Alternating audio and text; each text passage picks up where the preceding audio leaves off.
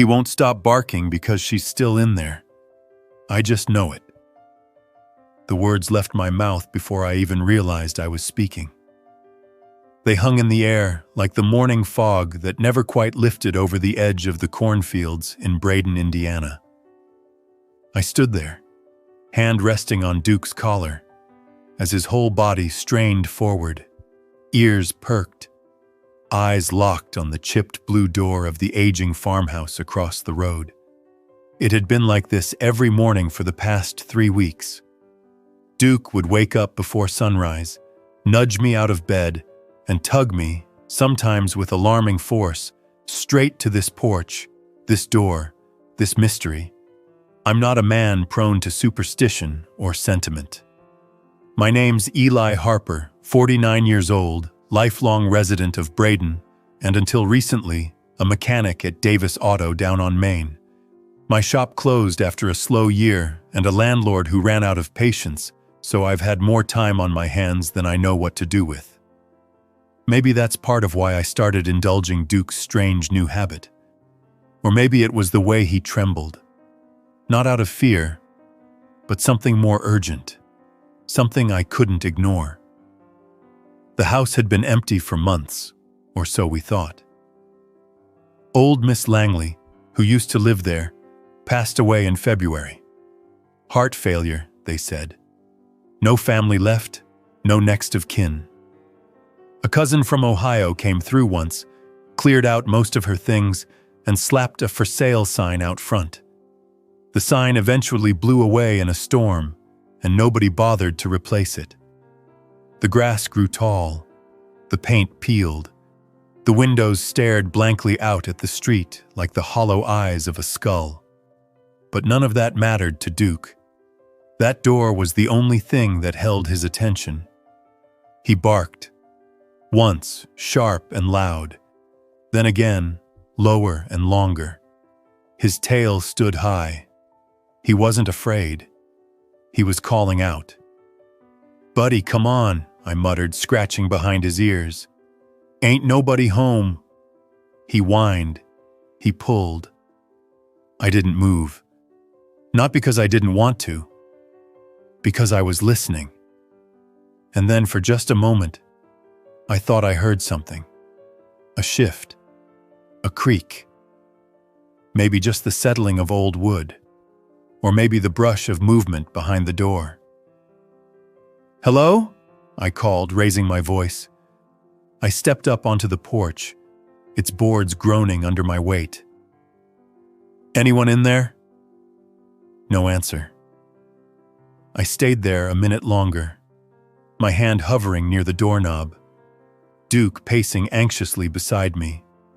But eventually, I gave in to the silence. We turned and walked back home, though Duke never looked away from the house until it was out of sight. That was day 21. Day 22, he dragged me out again. By day 24, I started packing water bottles and snacks like we were going on a daily pilgrimage, which, in a way, we were. People started to notice. Mrs. Caro, who lived 2 doors down, asked me if I was keeping an eye on the place for the county. Kids on bikes whispered and pointed when they rode past. At the diner, I overheard 2 waitresses wondering if I'd lost my mind. Maybe I had. But here's the thing. When you live in a small town your whole life, you start to get a feel for its rhythms. And when something's off, even if it's just a little, you feel it in your bones. Something about that house wasn't sitting right. And Duke, God bless him, was doing everything he could to tell me so. It all started back in late April. Duke and I had just gotten back from our morning walk when he stopped dead in his tracks in front of the Langley place. His body stiffened. He sniffed the air. Then he let out this mournful, drawn-out bark that rattled right through me. He refused to move until I coaxed him away with a bit of bacon jerky from my pocket. I figured it was just a raccoon or maybe a feral cat nesting in the cellar. But that night, he barely slept. He paced the hallway. He stood by the front door. Every hour or so, he'd bark, just once, loud and clear, before settling into a low whine. By the third night, I stopped trying to fight it. I put on my boots, grabbed the leash, and we headed out. That became our new routine. But something changed on day 28. The air was heavy with the promise of rain, the sky thick with rolling gray clouds. As we approached the Langley house, Duke's posture shifted. He was tense but also alert. His ears flicked. He let out a low growl. Then he stopped barking. He just sat down. Right there, in front of the door, and stared. I sat next to him. We waited. 10 minutes, then 20, and then I heard it again. A creak, a muffled thud. Movement. I stood slowly, heart beating just a little too fast. I took a step forward and knocked. Nothing. I knocked again, louder. "Hello, this is Eli Harper. I live across the street. Is someone in there?" Still nothing. Then, just as I was about to turn away, a voice drifted through the door. So soft, I wasn't even sure I'd heard it right. "Help!" I froze. Duke jumped to his feet. "Who's in there?" I pressed my ear to the door. "Can you say that again?" "Help," the voice repeated. Fragile, tired, like it belonged to someone who hadn't spoken in days. My instincts kicked in. I grabbed my phone and dialed 911. 911, what's your emergency?" "There's someone inside the Langley house," I said. "They just asked for help. The place is supposed to be empty. I think someone might be hurt." The dispatcher asked for the address and a few more details, said someone would be there soon. I stayed right where I was, hand on Duke's back, waiting, watching. By the time the sheriff arrived, along with a couple of paramedics, I was starting to doubt myself. Maybe I'd imagined it. Maybe the wind played tricks on my ears. But then the sheriff knocked, and knocked again. No response. He turned to me. "You're sure you heard something?" "I'm sure." Duke barked again, sharp and loud. That's when the sheriff tried the handle. It was locked, but not tightly. With a little pressure, the old latch gave way. The door creaked open, and what we found inside changed everything. A girl, no older than 8 or 9, sitting on the floor, knees drawn to her chest, eyes wide and distant. Her clothes were torn and dirty, her hair matted. She looked up at us with a kind of hollow fatigue I'd never seen in a child. The paramedics rushed in. They wrapped her in blankets, checked her vitals, murmured soft reassurances. She didn't speak much, just held onto the blanket and stared at Duke. He wagged his tail gently and sat down a few feet away, watching her like he'd known her all along. The sheriff turned to me, his face pale. "We'll need to ask you a few questions." I nodded. My voice didn't want to work, so I just pointed to Duke. "He found her," I finally managed. "He knew." They didn't say much else that day. The girl was taken to the hospital. They said she was dehydrated, malnourished, and in shock. But alive. The story hit the news within hours. The town lit up with questions. Who was she? Where had she come from? How long had she been there? I didn't have answers. Only Duke did, and he couldn't explain. He could only bark. The sheriff came by later that evening to follow up. Told me they were investigating a possible kidnapping case. That the girl hadn't said much, but she seemed to think the house was supposed to be her safe place. That someone told her to stay hidden. All I could think about was the days and days Duke had spent barking at that door, calling out for someone he knew was there. That night, he slept soundly for the first time in weeks. I didn't. Because something about this wasn't over. The girl was safe now, yes.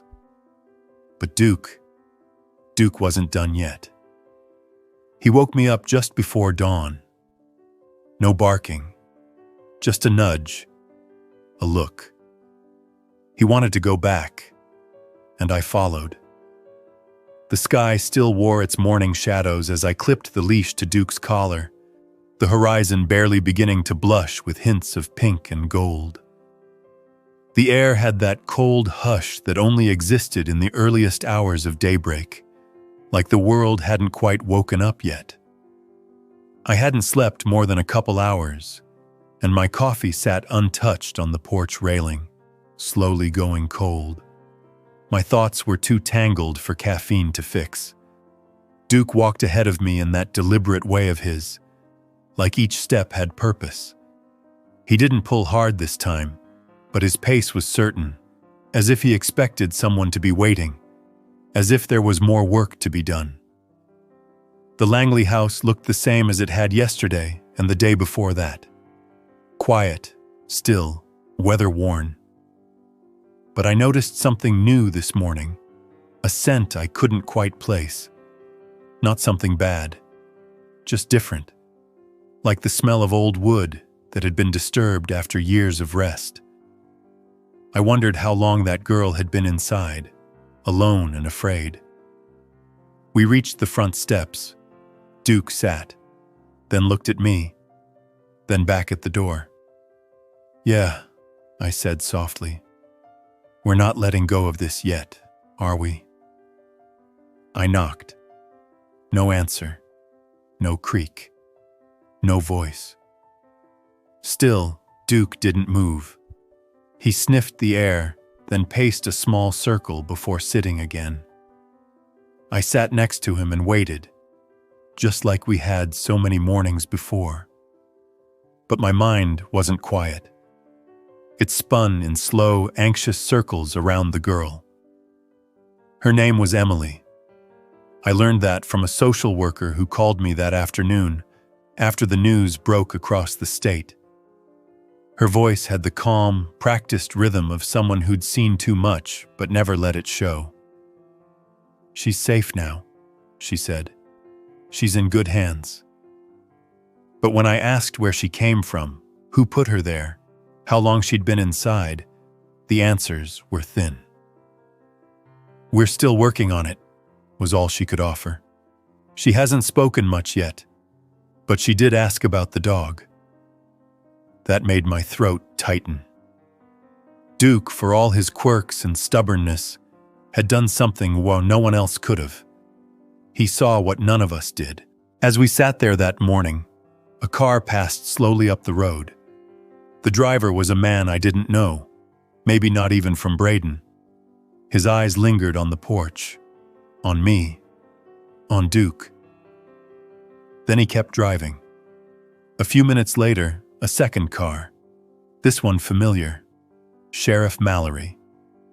He pulled into the gravel driveway and stepped out, hat in hand, his uniform neat despite the early hour. His mustache twitched with what might have been concern, or maybe just fatigue. "You couldn't sleep either, huh?" he asked, walking over. "Not really." I gave a small nod. He wanted to come back.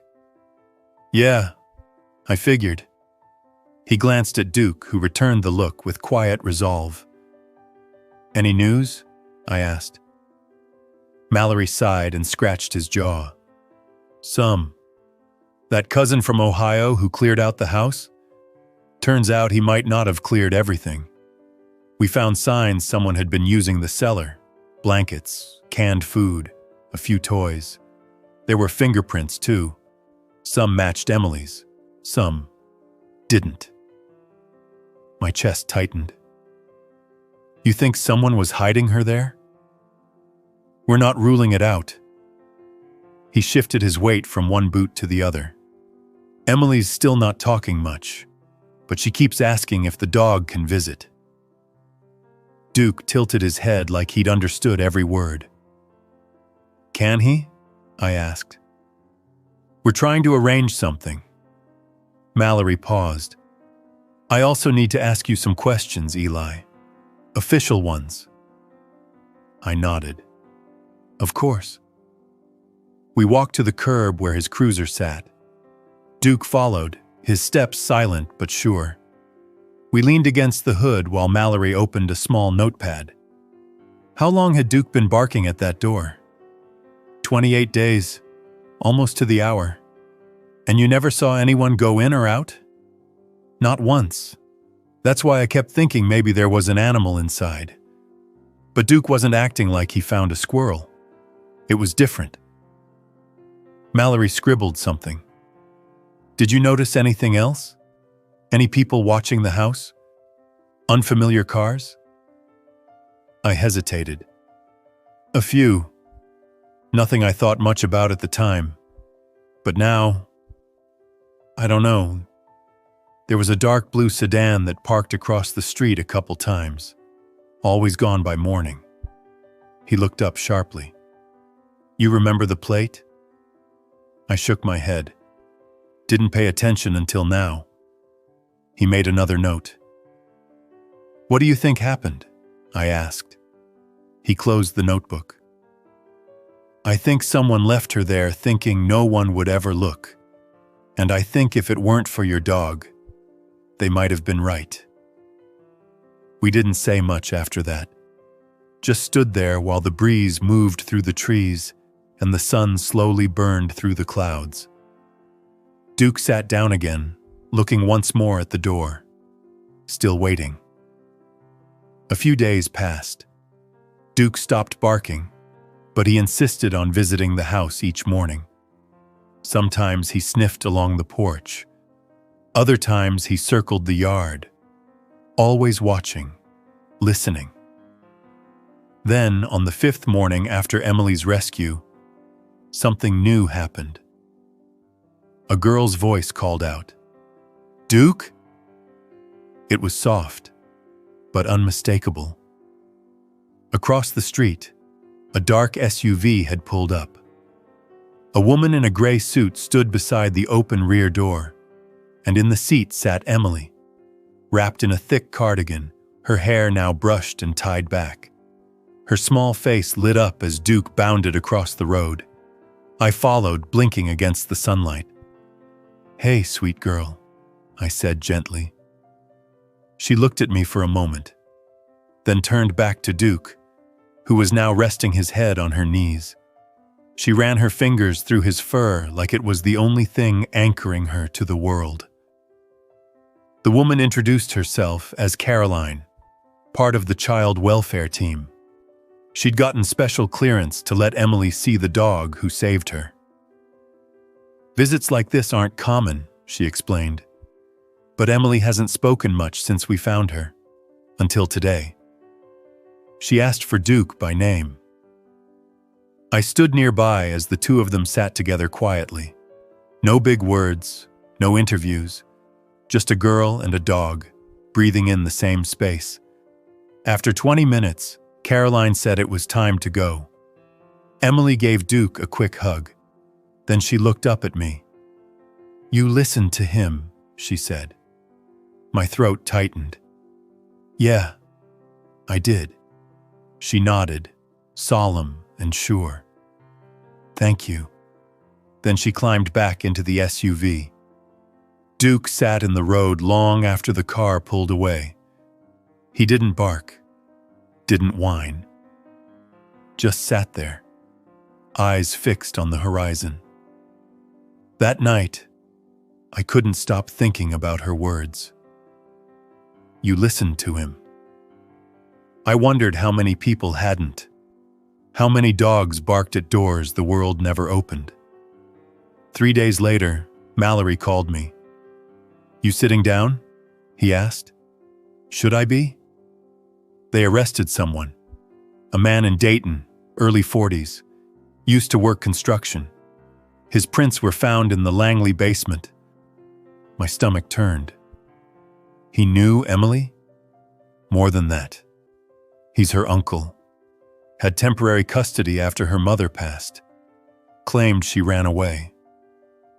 But she didn't. No. We think he brought her here months ago. Told her to stay hidden. Might have even threatened her.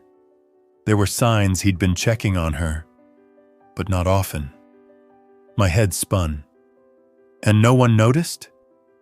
Not until Duke started barking. He let that hang in the air.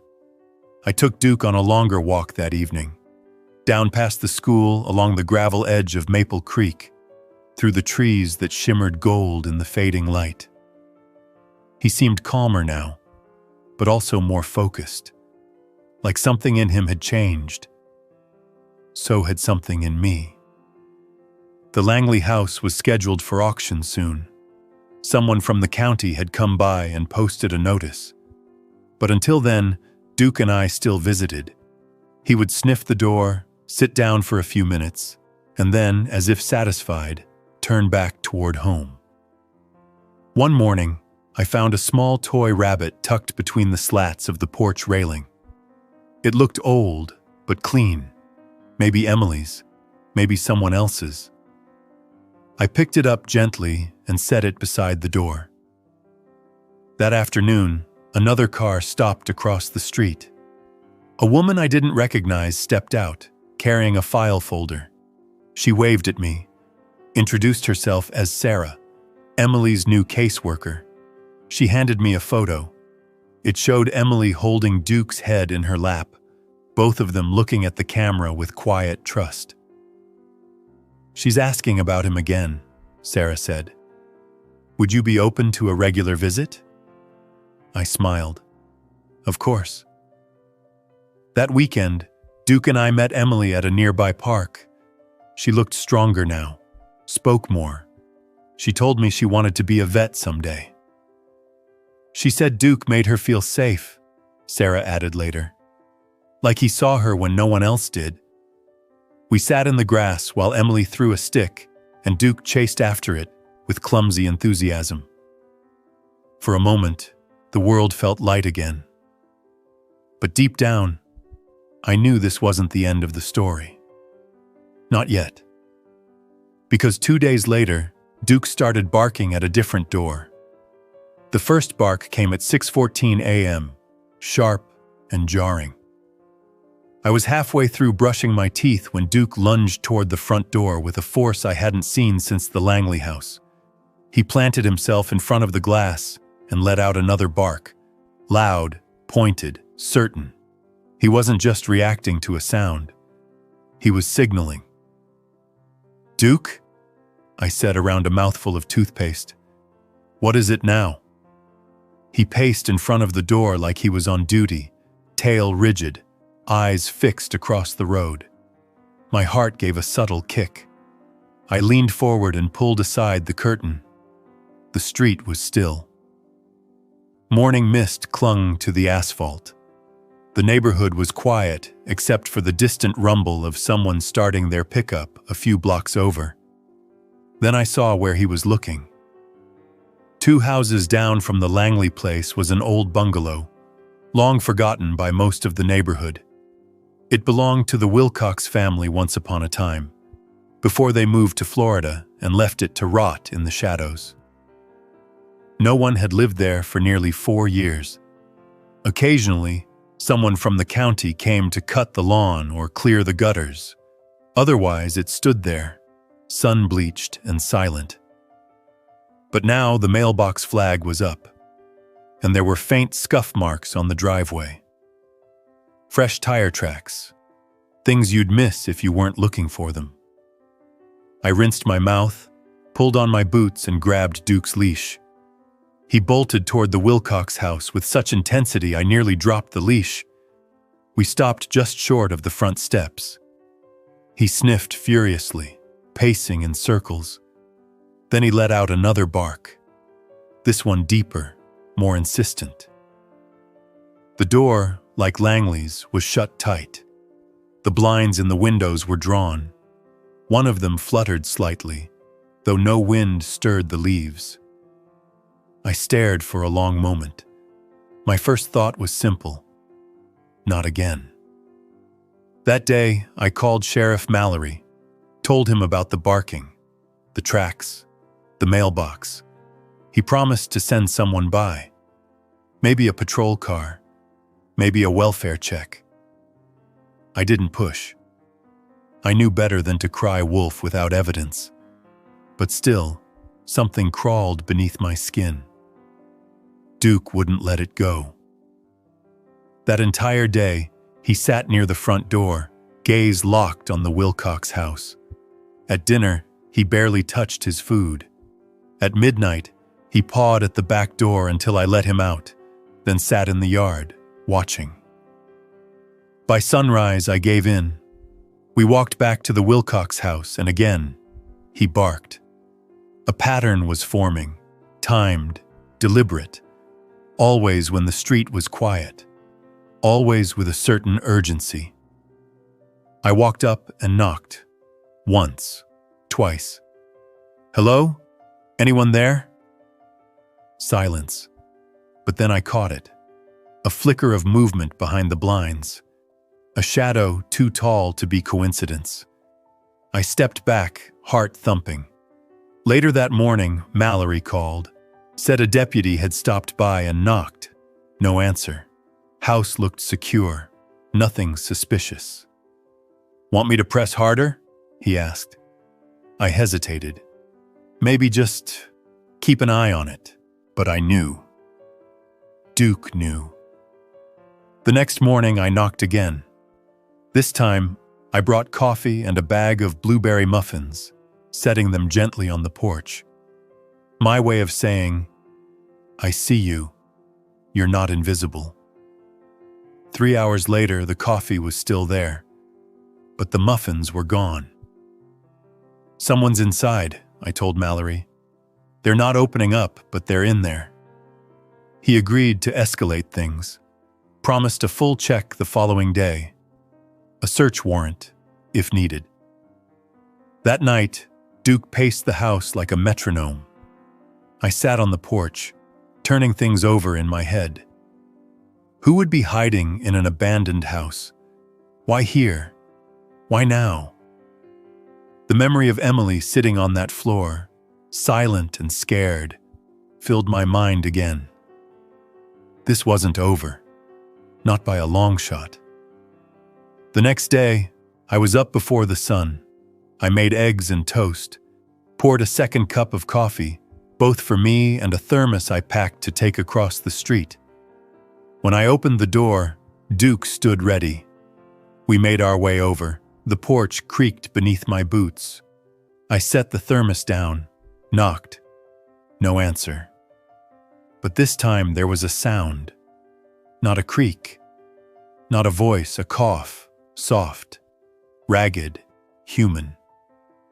"Hey," I said gently. "I'm not here to scare you. I just want to help. My name's Eli. I live right over there." Silence. Duke sat down. "Listen," I continued. "I don't know what you're running from, but I've seen this before. You don't have to come out now. Just know you're not alone." I waited another 10 minutes before stepping away. That afternoon, Mallory showed up with 2 deputies. They went through the proper channels, announced themselves, warned anyone inside to come forward. No one did. Eventually, they opened the door. Inside, they found a boy, maybe 10, curled up in the far corner of a dusty bedroom. He didn't say a word, didn't scream, just looked up, blinking like he hadn't seen daylight in days. He was taken to the hospital, checked for injuries, clean bill of health, but malnourished, tired, like he'd been carrying the weight of something too heavy for a child. His name was Dylan. That's all we got at first. But here's the part that makes your spine tighten. He had a sketch pad with him, On the top page was a picture, crude but unmistakable. A dog with floppy ears sitting in front of a door, a man standing beside him, me and Duke. He'd been watching us. That night, Mallory stopped by. He looked shaken. "There's more," he said. He handed me a file. Inside were photos of a missing child report from Illinois. Dylan, age 9. Reported missing 5 months ago. Last seen with his father. The father's car was found abandoned 2 states away. No trace since. "How did he end up here?" I asked. Mallory didn't answer right away. He looked at Duke, then back at me. "Same way Emily did, maybe. Someone brought him here thinking no one would notice. But someone did." In the following days, I learned more from the social workers assigned to Dylan. He didn't talk much, but he smiled when Duke was around. He fed him biscuits, scratched behind his ears, whispered things only dogs and ghosts could understand. One morning, Dylan handed me a piece of paper. It was another drawing. This time, it showed a row of houses. One had a small red mark above the door. A signal? A memory? We weren't sure. But Duke stared at it for a long time. Then he walked to the window and barked. 3 times. Not loud, not frantic, just calling. Something told me we weren't done. And this time, we weren't waiting. Duke was never trained for search and rescue, and I'd never been one for mysteries. But we'd somehow found ourselves pulled into both. The morning after Dylan's rescue, I found myself laying out a crude map of Braden on my kitchen table. It was a wrinkled, coffee-stained old tourist brochure I'd dug up from a drawer, but it showed every street, alley, and outlying road in town. I circled the Langley place in blue, the Wilcox house in red, and then sat back, staring. Duke lay nearby, watching me with those dark, patient eyes. His tail thumped once as if to say, "Keep going." I marked my own house in green, then drew lines between the 3 points. They didn't form anything meaningful. No triangle, no shape. But something about the space between them made me curious. "All right, boy," I said, grabbing a pen. "Let's see what else you can show me." I started taking Duke on longer walks, hitting every side street, every back road, every alleyway we usually avoided. We moved slowly, deliberately. I let him lead when he wanted. We stopped at every boarded-up house, every abandoned porch, every mailbox with a broken flag. I kept a small notepad in my pocket and made marks whenever Duke reacted strongly. Whining, growling, ears perked. Most places passed without notice. A few earned long stares but no barks. Until we reached the old Vance property. It sat on the edge of town, hidden behind a line of bent trees and a sagging fence. The Vances had left Braden years ago after a string of bad luck and worse decisions. The place had been sold, foreclosed, listed, and forgotten in turns. But as we approached, Duke stopped cold. He sniffed the air, let out a soft growl, and then barked. Once, then twice. He moved closer to the fence, pressed his nose through the slats, and barked again, louder. I climbed onto the bottom rung of the fence and looked inside. The lawn was overgrown. Weeds had overtaken the flower beds. The front door stood ajar, just slightly. Not enough to suggest a break-in. Just enough to whisper, "Someone's here." I called Mallory. He arrived 20 minutes later with a deputy named Claire, a younger officer with sharp eyes and a quiet demeanor. They knocked, announced themselves, and entered with hands on their holsters. Inside, the house was musty and thick with the scent of damp wood and something else. I didn't follow them in right away. I stayed outside with Duke, my stomach tight, my mind racing. Minutes passed. Then came the call. "Eli," Mallory called from the doorway. "You better come in." The living room was stripped down to bones, faded carpet, peeling wallpaper, a broken ceiling fan. But in the far corner sat a child. A girl this time, maybe 12. She had bright red hair, dull from grime, and eyes that darted like a trapped rabbit. She didn't speak, didn't cry, she just looked at me. Then at Duke, then back again. We learned her name was Hannah. She'd been missing for over 3 months, taken from a rest stop 3 towns away. Her family had nearly given up hope. That night, I sat on the porch while Duke curled up at my feet. The air was thick with the scent of honeysuckle and damp grass. My phone buzzed with messages from Mallory, from the hospital, from reporters I didn't want to talk to. I ignored them all. I kept thinking about the way Hannah had clung to Duke's fur, how she whispered something into his ear before letting the paramedics take her, how she looked at me like she'd expected us all along. 3 children, 3 abandoned houses, 3 chances for the world to look away. But we didn't. Duke didn't. Over the next week, our routine changed. I stopped waiting for Duke to bark. I started watching where he stared, when he paused, when his fur bristled. I took notes, drew maps, plotted points. Mallory had started calling us the Braden Watch, half joking, half serious. Reporters came, some from Chicago, one from New York. They called Duke a hero, called me his handler. We didn't give interviews, didn't want the attention. This wasn't about headlines. It was about that look in a child's eye when they realized someone came for them. Then, one morning, everything shifted. We were walking along Riverside Lane, a thin road that ran behind the old paper mill. Duke stopped, stiffened. His nose twitched. Then he bolted. "Duke!" I called, sprinting after him.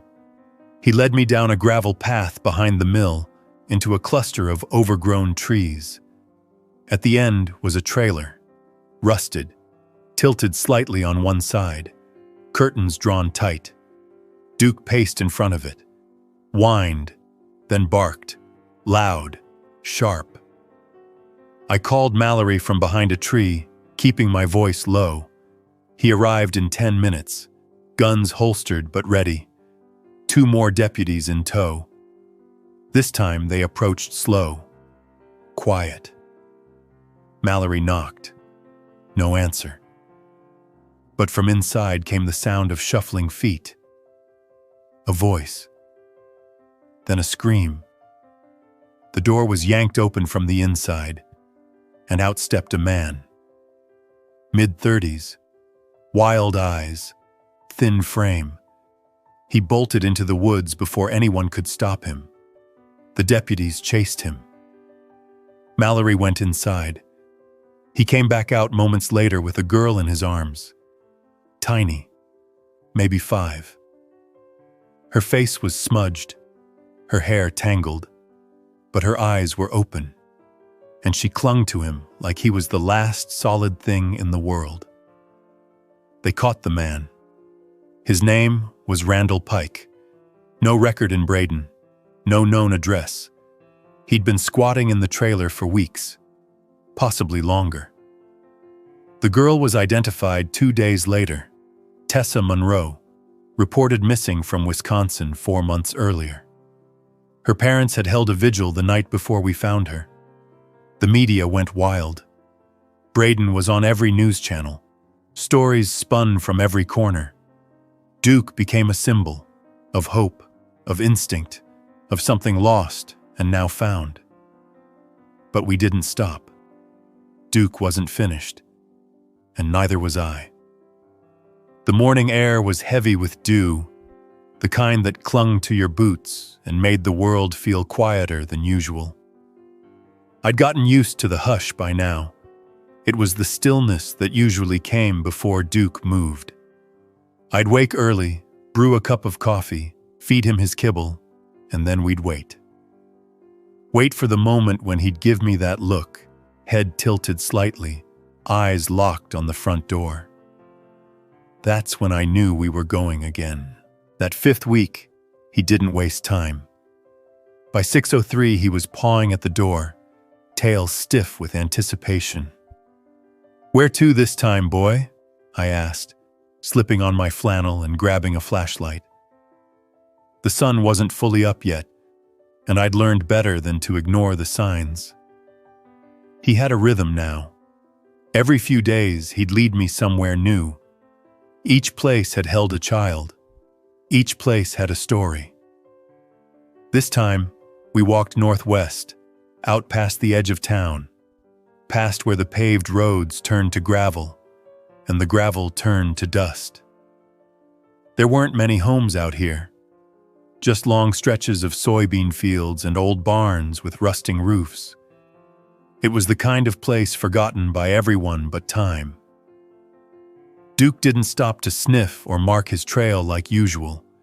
He walked with urgency, nose to the wind, as if something out there called to him. We passed the miller's old pumpkin patch, now overgrown and thick with vines. Past the river bridge where teenagers used to dare each other to jump in during the summer. And then we came to a bend in the road I hadn't walked in years. That's where he stopped. Ahead of us stood a farmhouse I barely remembered. It belonged to the Kellans once. They'd moved out after a fire gutted the upstairs, maybe 10 years back. It had been sold twice, each time to someone who never stayed. Then, like so many places around here, it fell into silence. The windows were intact but clouded with dust. The porch sagged slightly in the middle. There was a swing still hanging, creaking gently in the breeze even though there wasn't enough wind to move it. Duke walked right up to the front steps and sat. He didn't bark. He looked back at me, and then he stood and walked around the side of the house. I followed. Behind the house was an old shed. One of the doors hung off its hinge. The other was shut tight. A stack of cinder blocks leaned against the wall, and beside it was a child's scooter. Faded pink, rusted wheels. Duke sniffed it, then let out a low growl. I didn't need more. I stepped back and called Mallory. "You're there already?" he said, not surprised. "We were just heading that way. A neighbor reported hearing crying last night. Thought it was a cat, but now I'm not so sure." He arrived with Claire and another deputy I didn't know. They moved quickly, checking the perimeter, knocking on the doors. Again, no answer. Claire opened the shed first. Nothing but tools and old garden supplies. But behind the shed was a cellar door, the kind that opened outward, 2 wooden panels with iron handles. It had a rusted padlock on it, but the wood was rotting, and the lock hung loose. Mallory looked at me, then at Duke, who barked. Once. Mallory nodded. "Open it." Claire did, stepping back as the panels groaned and gave way. The smell hit us first. Damp, stale, something sour beneath it. A flashlight beam swept the stairs. At the bottom sat a boy, maybe 11. He was curled on an old mattress, a flashlight in his hand, batteries long dead. His face turned toward the light, but didn't flinch. We brought him out slowly. His name was Ben. He said little, just clung to the bottle of water the deputy handed him and didn't let go. He had rope burns on his wrists, scratches on his ankles, but he was alive. Duke sat beside him the whole time. Ben didn't speak for hours. Then, just before the paramedics drove him off, he whispered something. He barked. Every day. I heard him. It took a minute before anyone realized what he meant. Duke. Duke's barking from the Langley house, from the Wilcox place, from the trailer, from here. Ben had heard him. It was like a thread pulled taut between them all. Somehow, impossibly, each child had been close enough to hear the dog's cries. They hadn't known where the help was coming from, but they knew something was out there. Something real. Something persistent.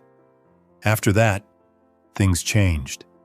The FBI got involved, not just for the Braden cases, but for patterns across the state. Missing children. Disappearances with few leads, all within a certain radius, all near places Duke had insisted on checking. I became a kind of unofficial partner to the task force, not because I had any training, but because Duke did, or whatever it was he had. It worked. We were asked to travel, surrounding towns, neighboring counties. Each place had a list of properties to check. Each place had cases that had gone cold. Sometimes we found nothing. Sometimes Duke barked at an empty field or a rundown gas station, and we left feeling like maybe we were chasing shadows. But twice more, we found them. A girl named Sarah, hiding in a woodshed behind a church. A boy named Tyler, locked in a back room of a roadside motel. Each one clung to Duke the same way. Each one seemed to understand he was their signal, their guide, their rescuer. Back in Braden, life took on a strange new rhythm. People waved differently now.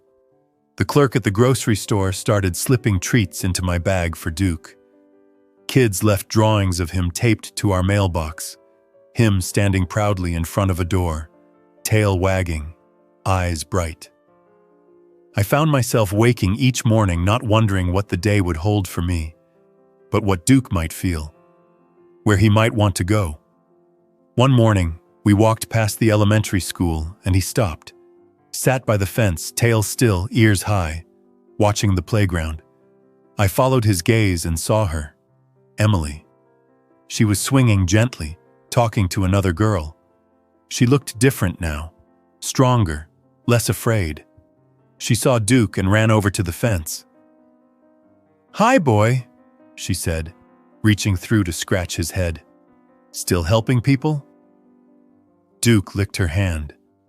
Then he looked past her, past the fence, past the school, to the road beyond. His ears twitched. I waited. And then, slowly, his tail started to move. He stood, turned, and walked. Something was calling again. I didn't ask where. I just followed.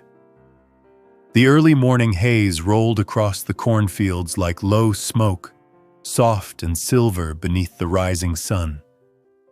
Duke was already at the door when I stepped into the kitchen, leash in hand. He wasn't barking. He didn't need to. His eyes told me everything. Something was out there again. We'd been through 7 towns in the last 2 months, from abandoned cabins near Fort Wayne to crumbling motels outside Lafayette. Each time Duke had led. Each time there was someone to be found. Each time we went home heavier but thankful.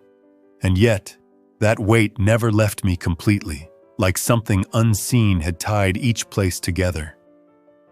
That morning, Duke's direction surprised me. He didn't go toward the main road or the distant neighborhoods. He walked calmly but directly east, toward the edge of Braden. Past the feed store, the edge of the grain elevator, and finally into the thickets behind the disused railway line. I'd grown up riding bikes back here, exploring the creeks and hidden clearings with my brother, but I hadn't been there in years. It had become overgrown and mostly forgotten. We reached an old trailhead, barely visible beneath the weeds. Duke sniffed the ground, then raised his head and let out a soft, deliberate bark. Just one. He looked at me, waiting. I stepped over a fallen log and pushed through the brush. The trail narrowed the farther we went, until even the morning light began to fade beneath the canopy. We passed rusting fence posts and old beer cans half sunk into the earth. Then we came to a clearing, and in the center stood a structure I hadn't seen since I was a teenager. A collapsed boxcar, its paint long faded, resting on a forgotten siding track. Duke approached it slowly, nose working overtime. He circled the structure, stopping near a narrow break in the side where the metal had buckled. Then he barked again. This one echoed through the trees. I knelt down and peered inside. The smell hit me immediately. Not rot, not decay, but something stale and wrong. A makeshift bed, old blankets, a stack of water bottles, and a rusted lantern. And tucked in the far corner, trying to disappear into the shadows, was a boy. He looked about 8, small, pale, eyes wide and unblinking.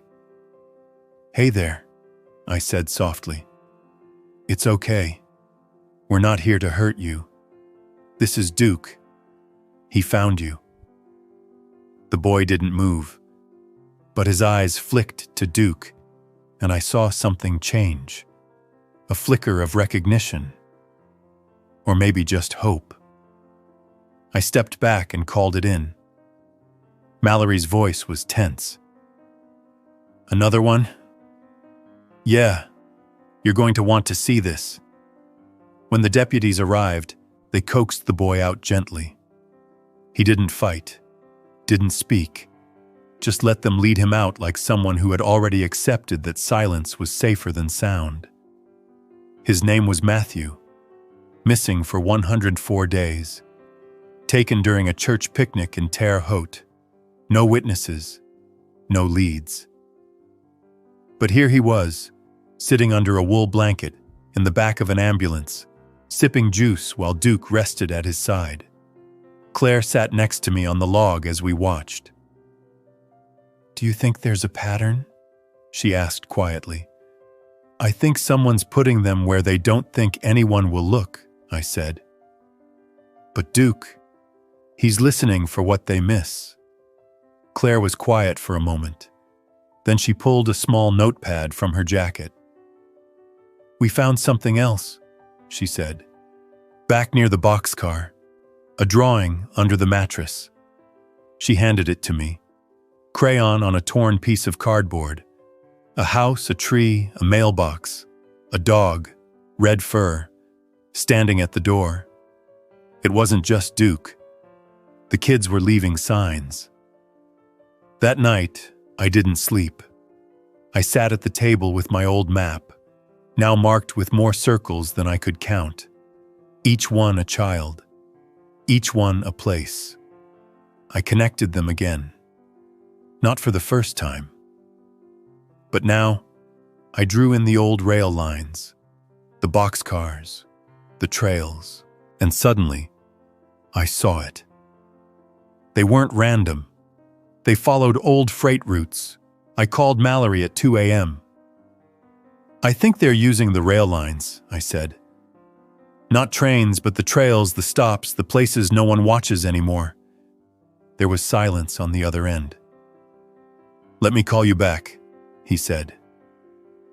The next morning, the FBI was back in Braden.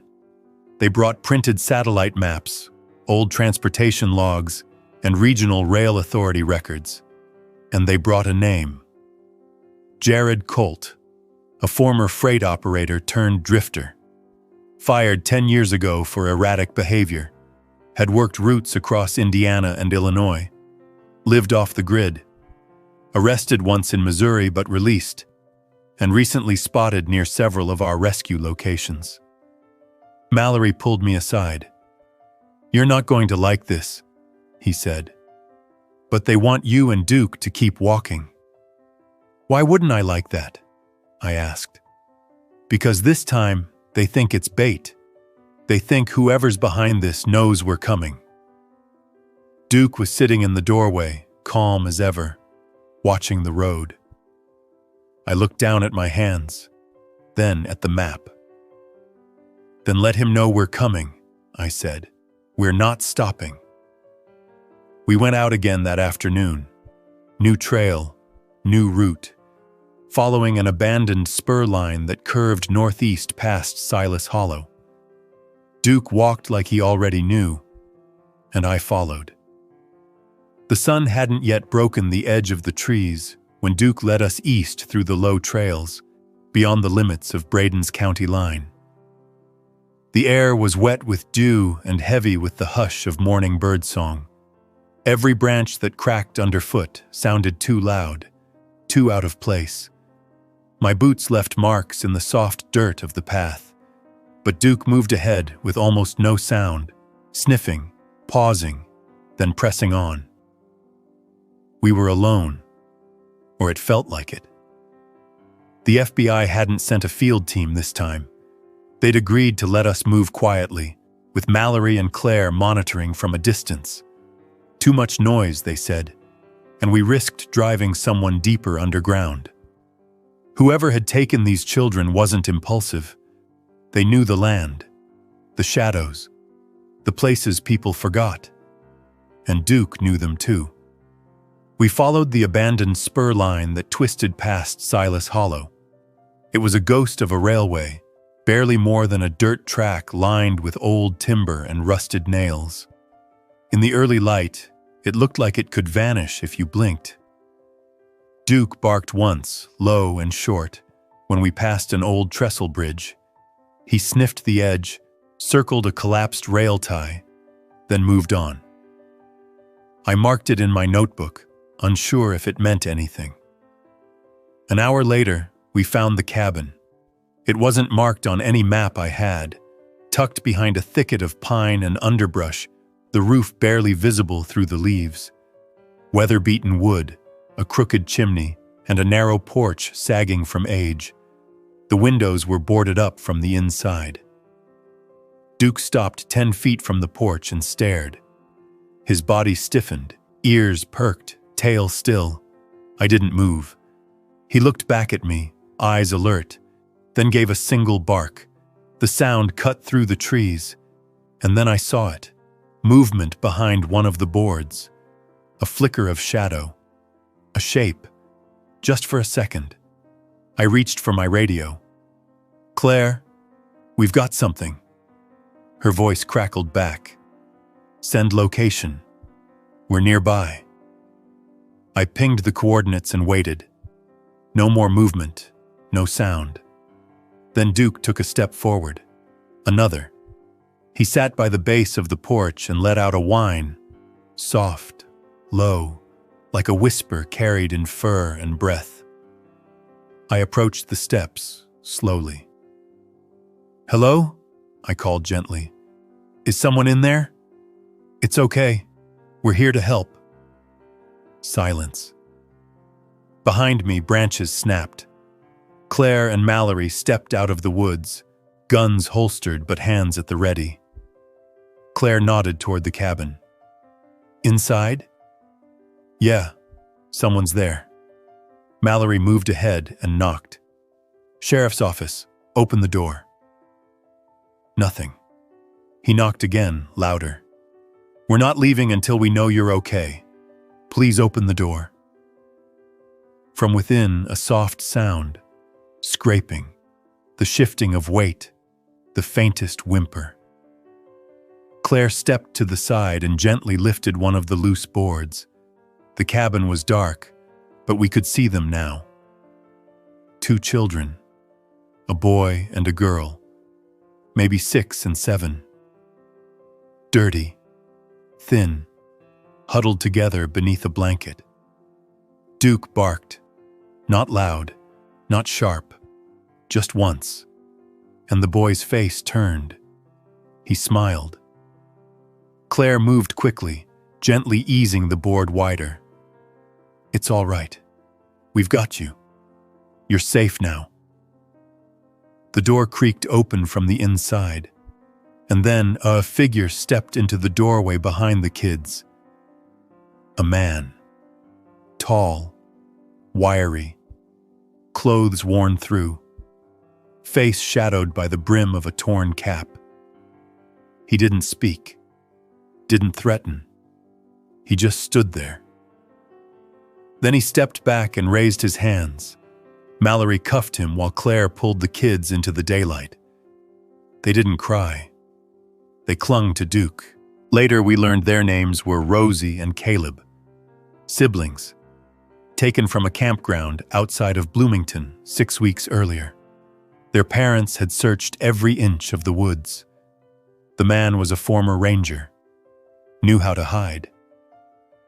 He'd been watching us, they said, heard about Duke, even moved further out when the last rescue made headlines. But somehow, Duke had still found them.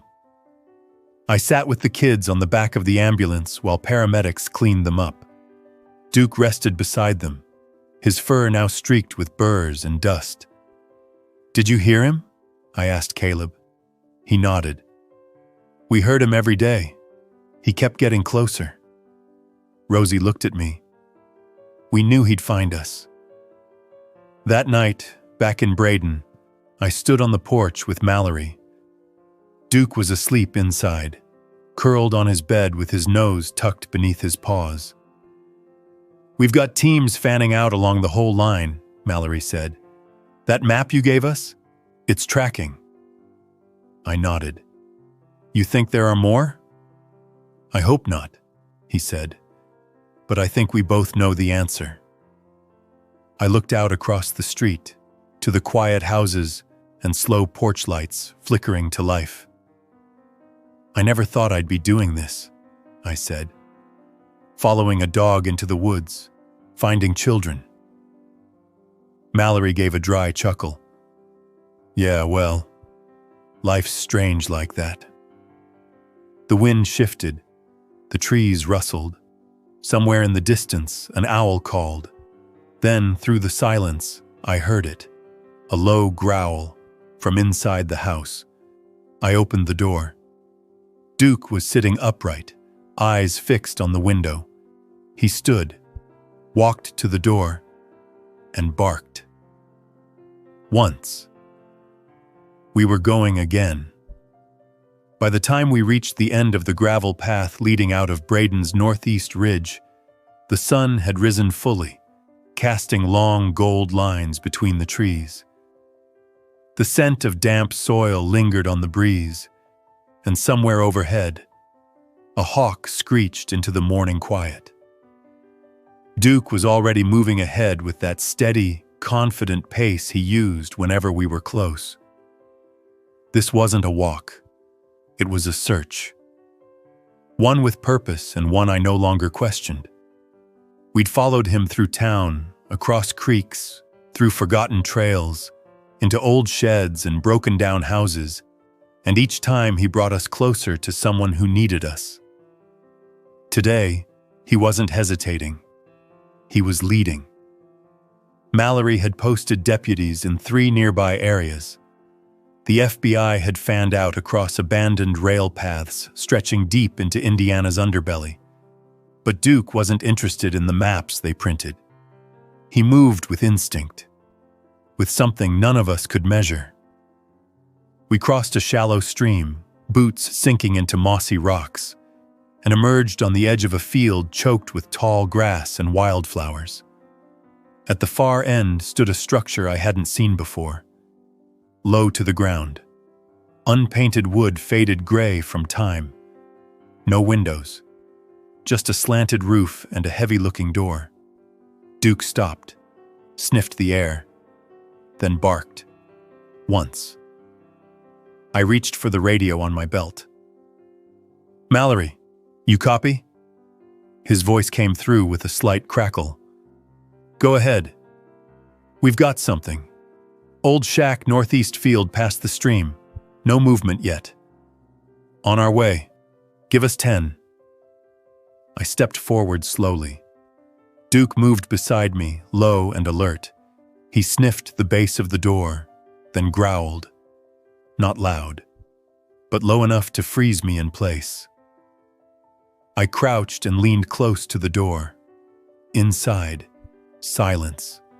Then, from somewhere within, the faintest sound. Not a voice, a thud.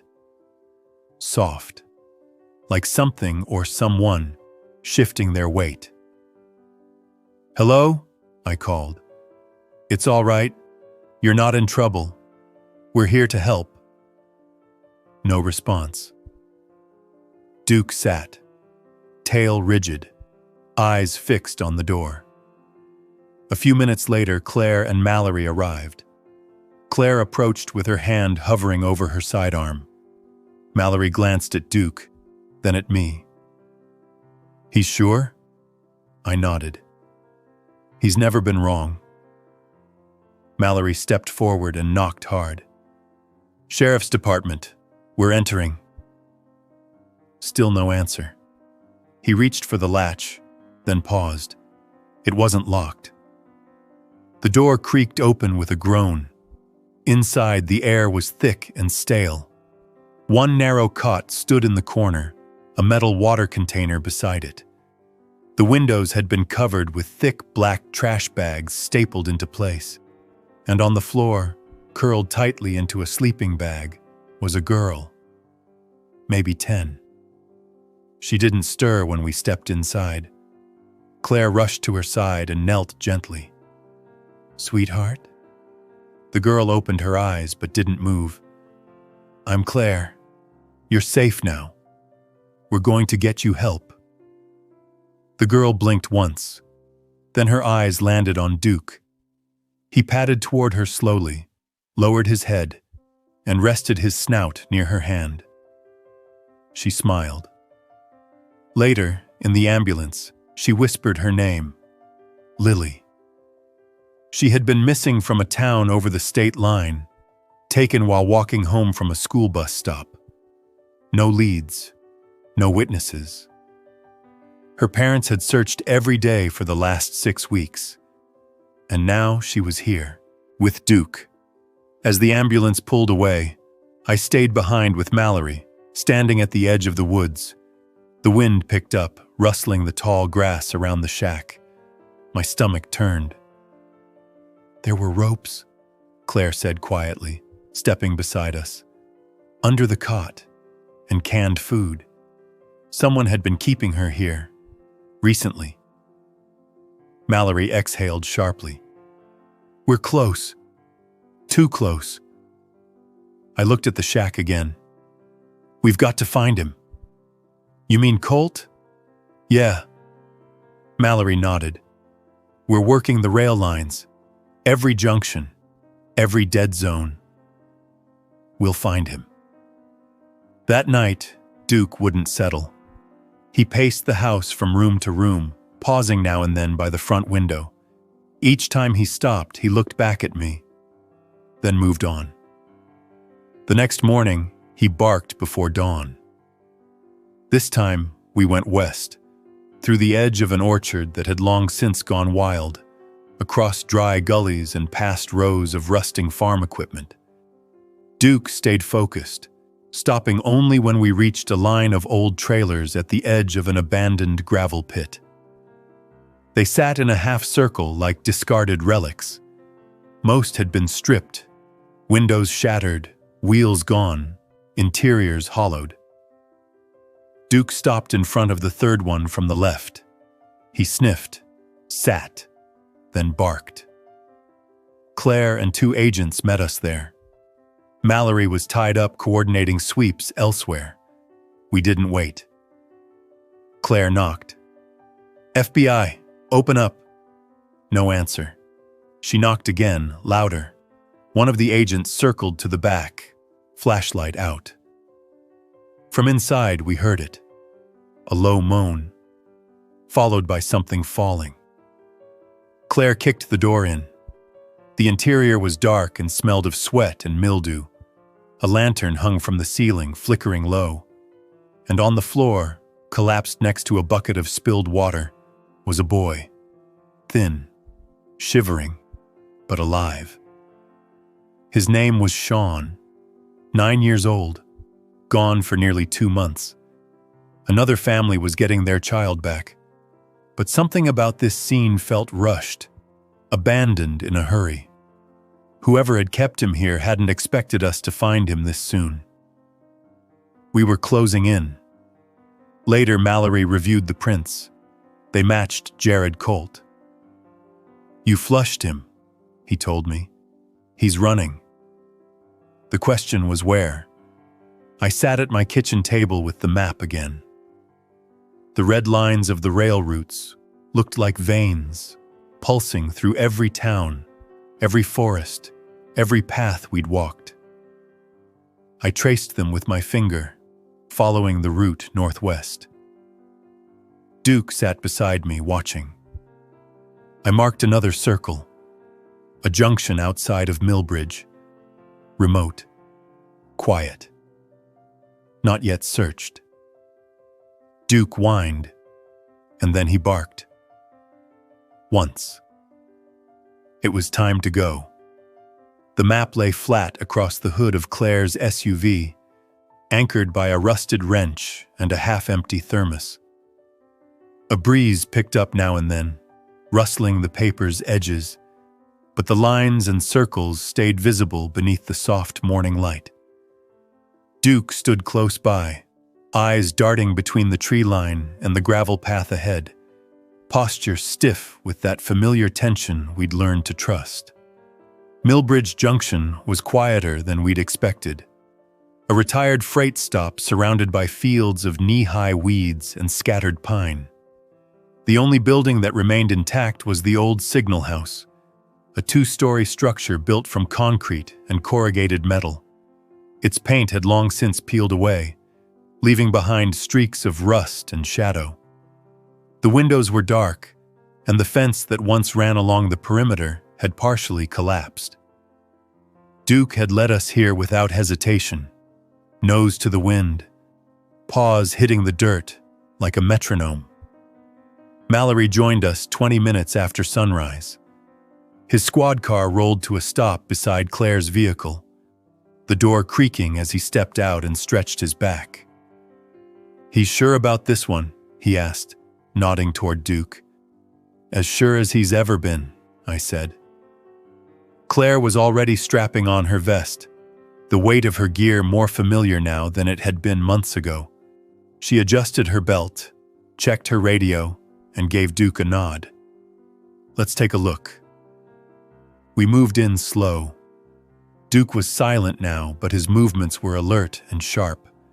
He led us around the side of the building, pausing at a boarded window.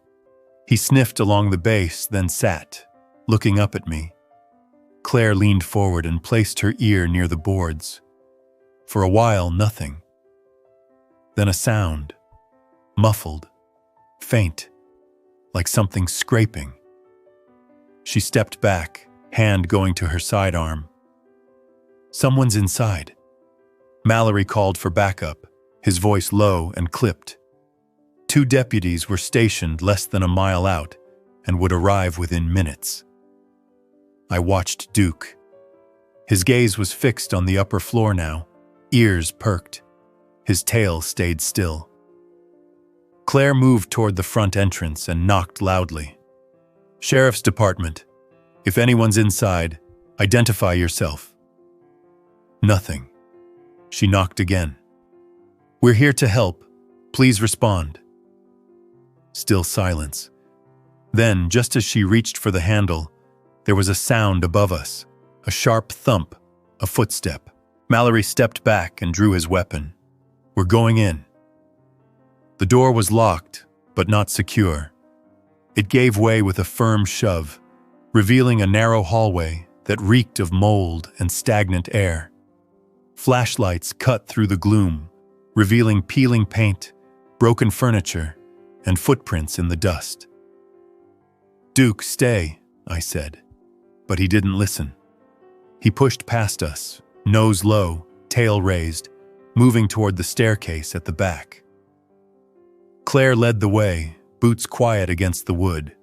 Mallory followed. I came behind them, hand resting on the wall for balance.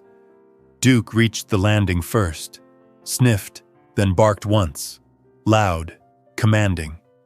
At the end of the hall was a closed door. Behind it, we heard movement. Claire called again. "This is law enforcement. We are entering."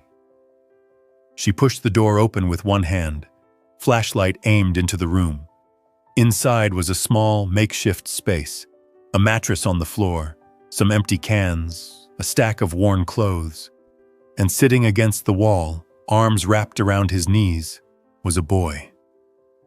Maybe 11. His face pale, his clothes dirty. But he was alive. He flinched when the light hit him, but didn't run. Duke moved forward slowly, approaching the boy with gentle steps. He stopped just short of him and lay down, head resting on his paws. The boy looked at him for a long moment, then reached out and placed his hand on Duke's head. That was when he started to cry. Claire knelt beside him. "You're safe now. You're safe." The boy's name was Noah, missing for 49 days. His parents had been told to prepare for the worst.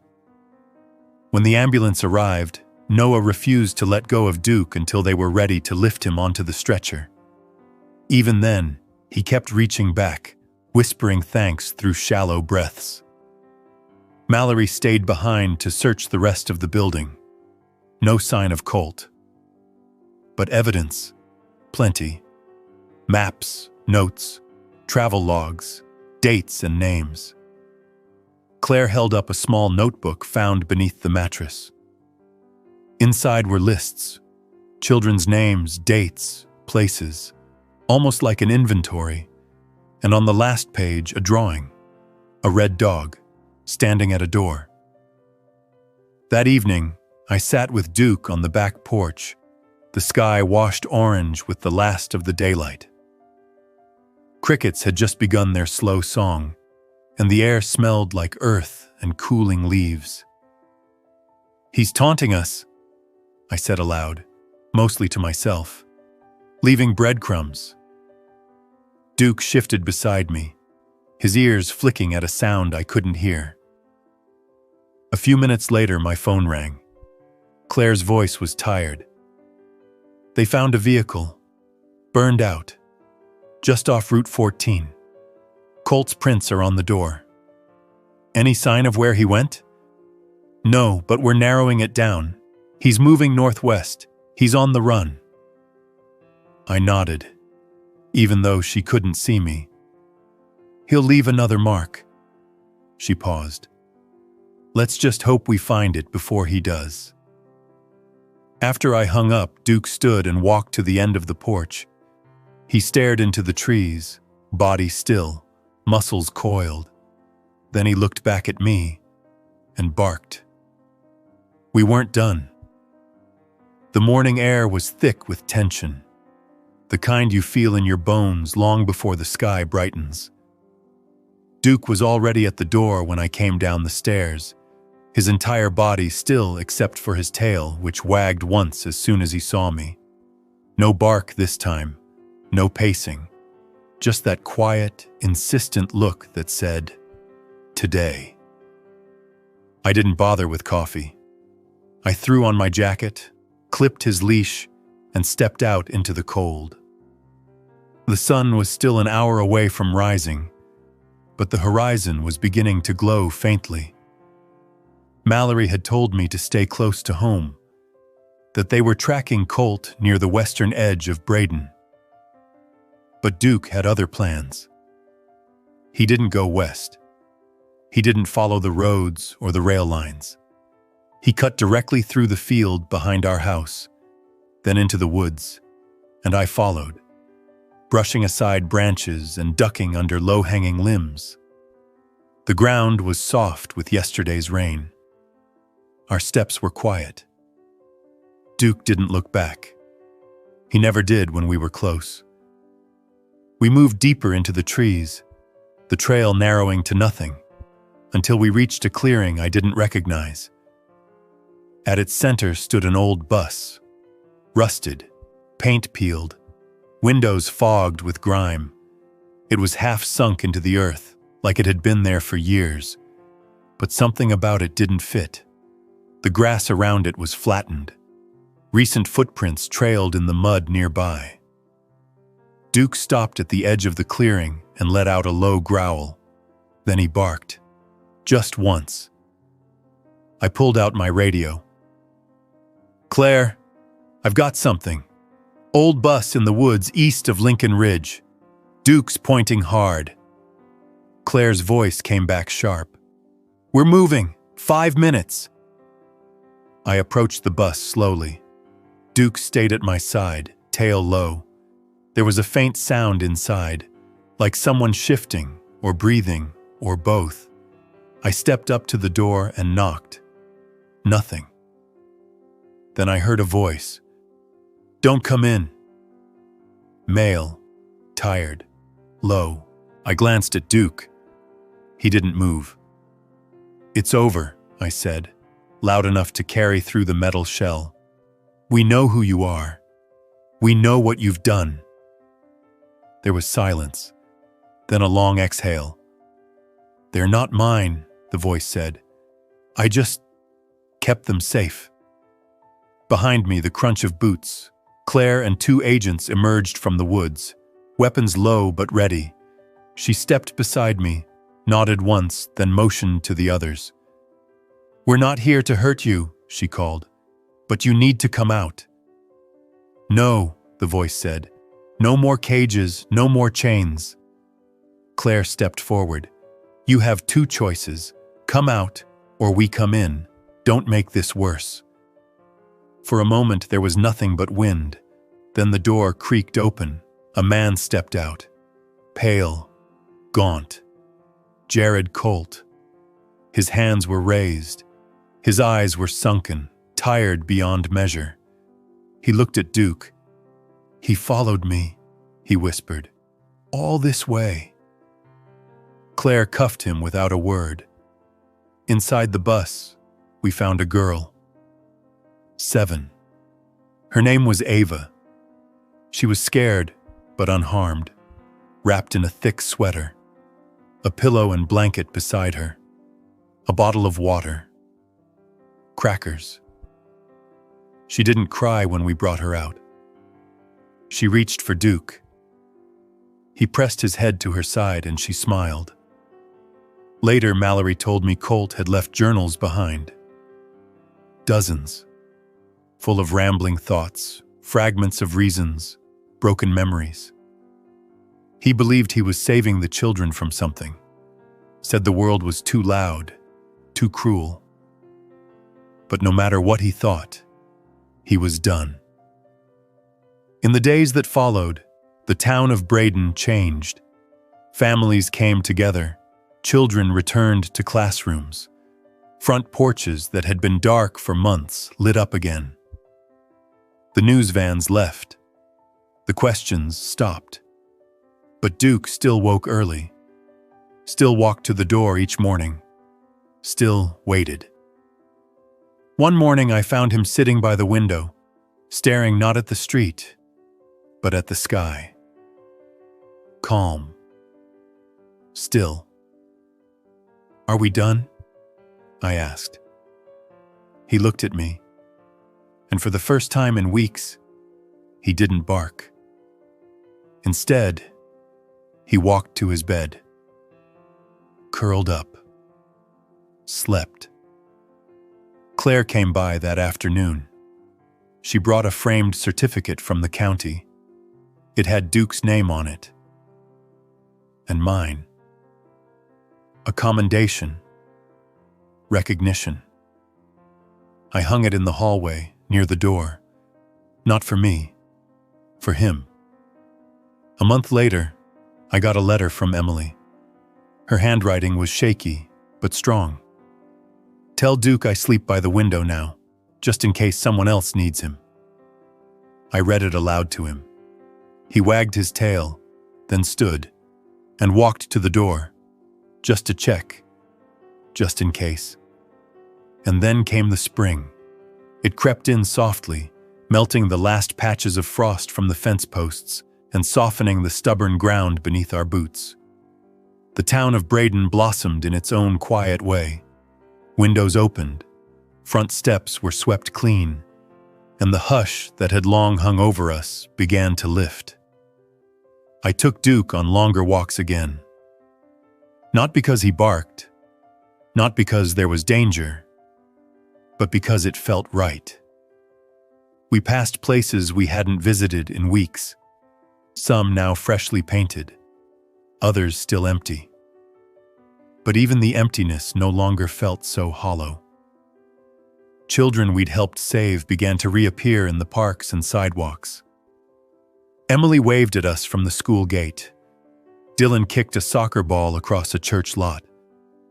Hannah was planting tulips with her foster mother in a garden near the library.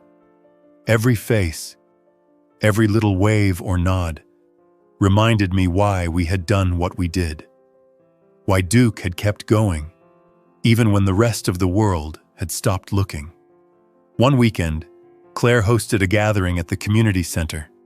Quiet, simple, just a few of us, Mallory, the deputies, some of the families, and Duke, of course, wearing a blue bandana someone had tied around his neck. They gave him a medal. It was shaped like a small gold bone, inscribed with one word, guardian. He didn't understand the ceremony, but he did understand the smiles, the hugs, the way the children gravitated to him like planets to a sun. Ava curled beside him during the whole speech, her head against his flank. She fell asleep that way, completely at peace. Later that night, I watched him lying under the stars, his breathing steady and his gaze following the movement of the wind through the grass. And for a moment, I thought, maybe he was listening again. Not for danger, but for the quiet.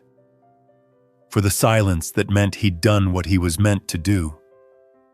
Still, every now and then, we'd hear stories from other towns. A missing child here, a runaway there. Duke would pause at the mention of their names on the evening radio. His ears would lift, and I'd watch him, wondering if he was considering it. But he never barked. He'd just rest his head back down, content. He knew the difference between a call for help and the sound of a story already ending. The years would come. They always do, but we'd remember that stretch of time. The days we walked through woods and past broken doors. The ones we opened. The children who came out, blinking into the light, holding tightly to a dog who never needed to be told what to do. They remembered him, and he remembered them always. Even when the doors stayed shut. Even when the sky was quiet. Even when the world seemed calm. He would check, just to be sure, just in case.